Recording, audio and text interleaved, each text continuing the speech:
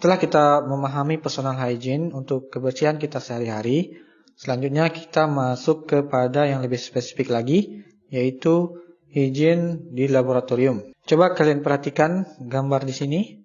Di sini adalah contoh beberapa hal yang dilakukan ya. Ini gambar ini bukan di laboratorium tapi di sebuah perusahaan ya. Di sini kalian bisa lihat ada orang yang merokok, ada orang yang minum ya, ada orang yang batuk, ada orang yang mencium bau yang tidak enak, ada orang mengambil makanan dari kulkas, ada orang yang mencuci tangan, dan ada orang yang membuang sampah. Ini contoh baik dan contoh buruknya. Contoh baiknya adalah kita lihat di sini orang yang membuang sampah ya, menggunakan tong sampah yang terbuka menggunakan kaki ya. Jadi diinjak menggunakan kaki baru terbuka. Dan ada orang yang mencuci tangan menggunakan sabun. Dan contoh buruknya adalah orang yang merokok, makan dan minum, dan bersin sembarangan di dalam tempat produksi. Nah, ini contoh buruknya. Kita akan bahas lebih detail mengenai bagaimana personal hygiene ini bisa diterapkan di dalam laboratorium tempat kita bekerja. Nah, inilah konsep dari personal hygiene. Seberapa pentingnya personal hygiene diterapkan di dalam lingkungan kerja kita, ya, agar kita bisa bekerja lebih lama lagi. Karena kesehatan kita terjaga dan kita bisa mengabdikan diri untuk profesi yang sudah kita tekuni. Ya, ini maksudnya saya tambahkan gambar orang tua di sini. Artinya orang yang masih sehat, yang walaupun sudah berumur, dia masih mampu bekerja dengan baik. Selanjutnya kontaminasi. Nah, personal hygiene di laboratorium ini bertujuan untuk menghindarkan kita dari berbagai kontaminasi, menghindari kita dari kontaminasi baik itu dari senyawa kimia berbahaya maupun bahan-bahan atau mikroba yang bersifat patogen atau menyebabkan penyakit. Personal hygiene ya yang terkait di laboratorium itu bisa berupa cara penggunaan pakaian ya. Penggunaan pakaian yang pas, nanti akan saya bahas lagi lebih dalam mengenai pakaian yang pas untuk laboratorium, dan bagaimana aksesoris-aksesoris yang tidak diperbolehkan di laboratorium. Nah, untuk pakaian di laboratorium itu dia memiliki bahan yang bersih. Jadi bahannya harus bersih, dicuci minimal sekali 3 hari ya.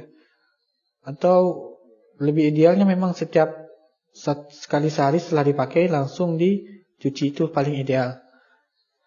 Dan pakaian laboratorium itu berbentuk lengan panjang dan memiliki terusan sampai ke lutut. Memiliki bahan yang tidak mudah bereaksi dengan bahan kimia. Ya. Yang kedua, tidak mudah sobek. Tentunya pakaian yang sobek tidak melindungi kita ya. Nah, kaos kaki tertutup ya, dan tidak pakai high heel. Ya, ini sudah jelas di laboratorium kita tidak boleh bergaya-gaya seperti model. Karena ini bukan tempat untuk show off.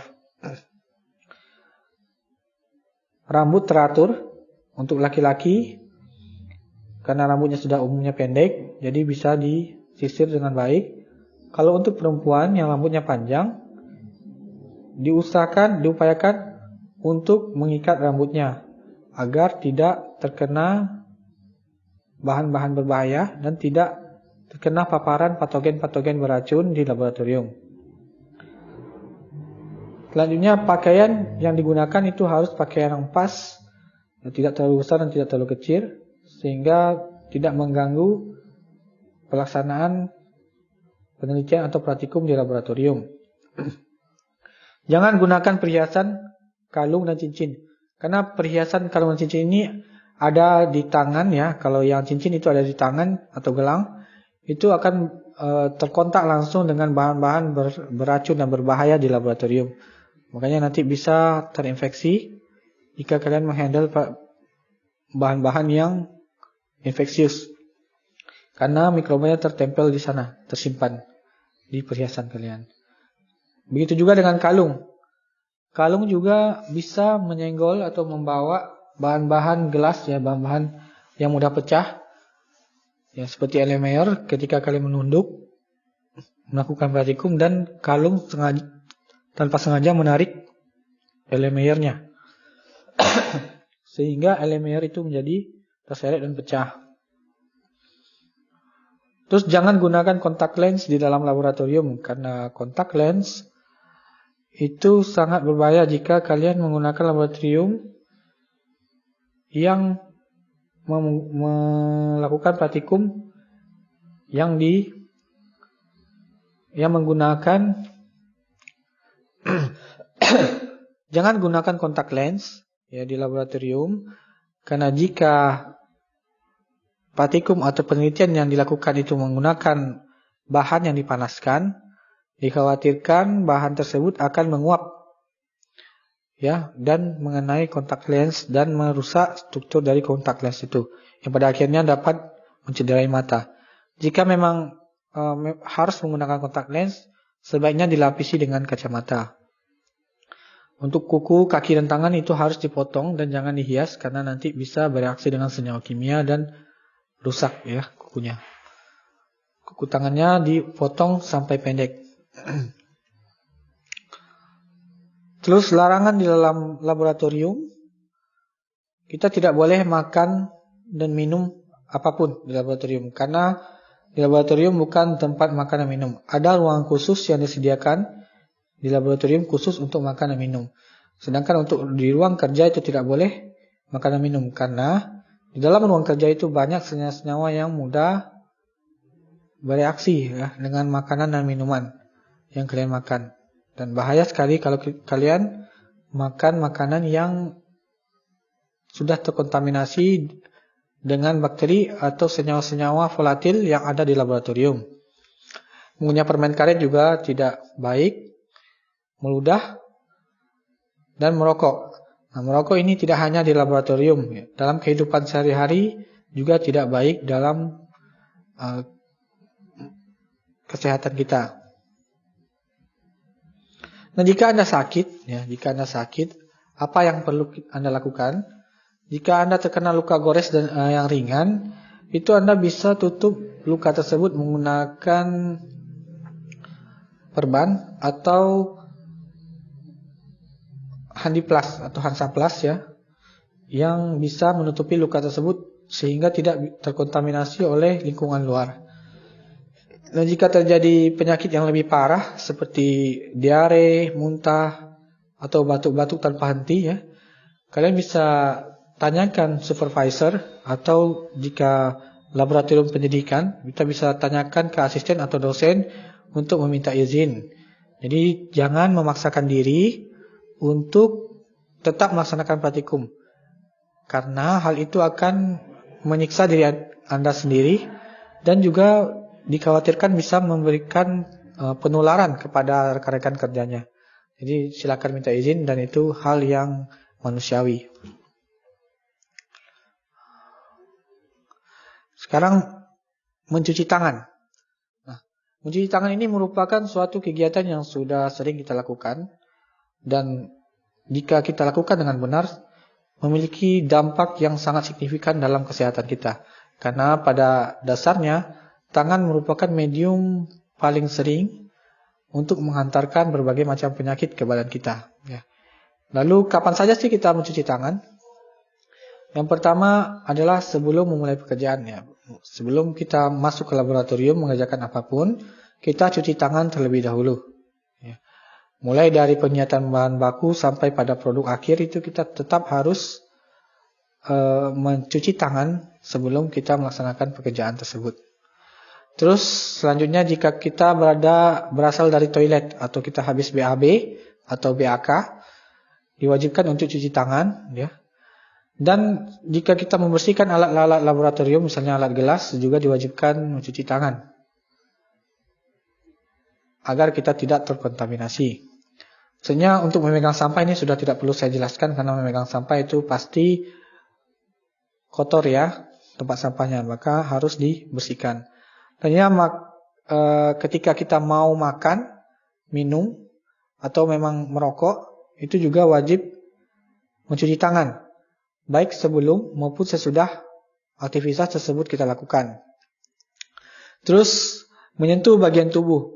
Menyentuh bagian tubuh ini, misalnya kita terasa gatal pada bagian pipi atau pada bagian lengan, kita wajib mencuci tangan ya setelah kita menyentuh bagian gatal tersebut. Kenapa?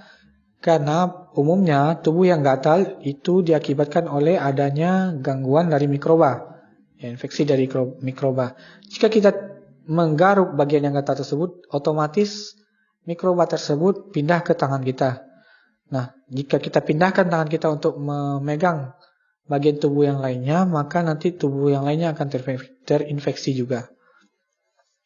Oleh karena itu, sebelum kita pegang bagian tangan tubuh kita yang lain, kita cuci tangan terlebih dahulu.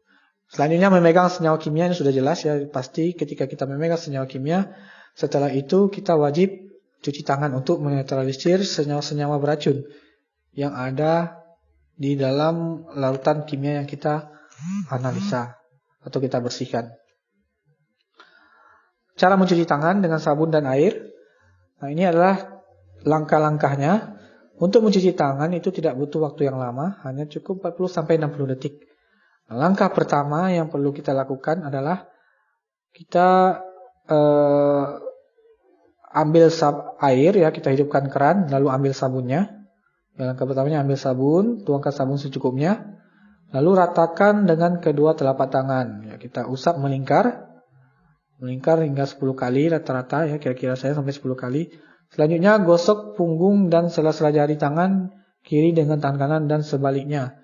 Ini dilakukan bergantian. Selanjutnya gosok kedua telapak dan sela-sela jari. Ini juga dilakukan dengan cara menyilang selama 10 kali ya rata-rata. Jari-jari dalam dari kedua tangan saling mengunci. Nah, ini juga gerakan saling mengunci. Naik ya, gerakan vertikal untuk membersihkan sela-sela jari bagian dalam. Selanjutnya gosok ibu jari kiri berputar dalam genggaman tangan kanan dan lakukan sebaliknya. Ya, lakukan gerakan memutar untuk membersihkan ibu jari. Selanjutnya gosokkan dengan memutar ujung jari-jari tangan ke kanan di telapak tangan kiri dan sebaliknya. Jadi ini untuk membersihkan telapak tangan. Jadi kita putar. Ya. Selanjutnya bilas kedua tangan dengan air. Nah, ini yang penting ya. Yang penting setelah kalian bilas dan bersihkan dengan tisu atau handuk kering, yaitu jangan menyentuh kembali ya keran air dengan tangan kosong, karena keran air itu bisa menjadi sumber kontaminasi. Jadi harus disentuh dengan tisu atau dengan kain tersebut. Nah, keran air yang bagus itu memang adalah keran air yang otomatis yang bisa kita lihat di hotel. Itu hanya akan keluar airnya kalau kita sentuhkan kita letakkan tangan kita di bawah kerannya. Namun jika di laboratorium tidak ada keran yang otomatis seperti itu, kita bisa gunakan cara ini.